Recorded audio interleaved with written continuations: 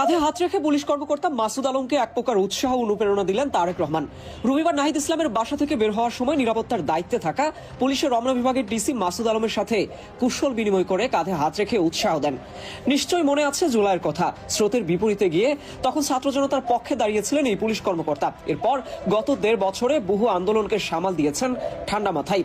প্রধানমন্ত্রী হতে যাওয়া তারেক রহমানের কাছে আগামী দিনের জন্য অনুপ্রেরণা তো প্রাপ্যই তিনি।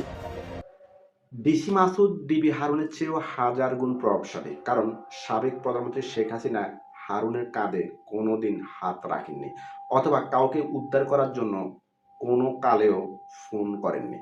অন্যদিকে প্রধানমন্ত্রী তারেক রহমান প্রথম সাক্ষাতেই মাসুদের কাঁধে হাত রেখে আশীর্বাদ করেছেন।